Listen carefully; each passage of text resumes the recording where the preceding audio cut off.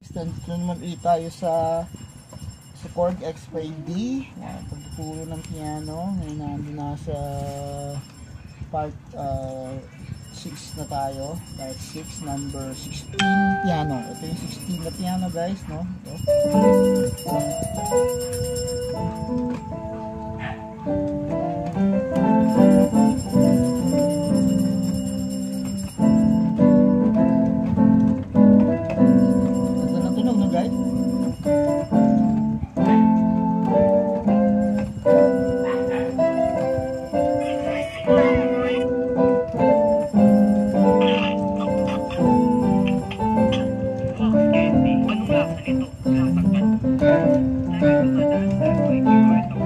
Okay, yan ang number 16 guys. Wala din akong idea kung anong lasa niya. Mabilis pa siya, maasim. Well, let's see. Kayo na Okay, makakakita. number ano tayo? 17. Go to 17. Si Oscar ay nagtrabaho ng gusto sa loob ng 20 taon para makabili ng bahay. Pero hindi inaasahan, nanganak si Marites ng 8. 17 na tayo Sa guys, ha? espasyo na may sukat lang na hindi aabot ng 4 na metro kwadrado.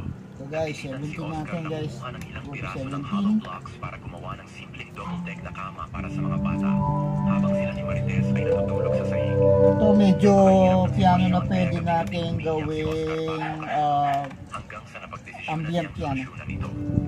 Una, gumawa siya ng 2 aluminum box para imbakan ng mga damit at kumot na hindi ginagamit ng mga bata sa kasalukuyan. Naglagay siya ng hydraulic lifting bases sa gitna at nilagyan ito ng ilang patong ng kahoy upang gawing lamesa para sa hapunan. Kapag hindi ginagamit, ang Pag lamesa ginawa ay yung modulation, nag-ano pa siya guys, nag-react. naglagay siya ng lift bed para sa kanila ni Marites. Nag-install din siya ng foldable bedside table na pwedeng gawing workspace. Sa paanan ng kama, naglagay siya ng malaking wardrobe para sa kanilang mga damit. Here comes the left. Please. Oh, are you good? Oh my God, you are. I think it's best you stay here.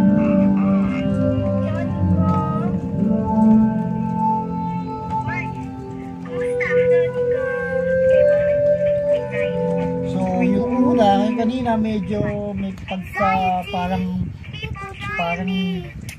may pagka ano siya reed type piano.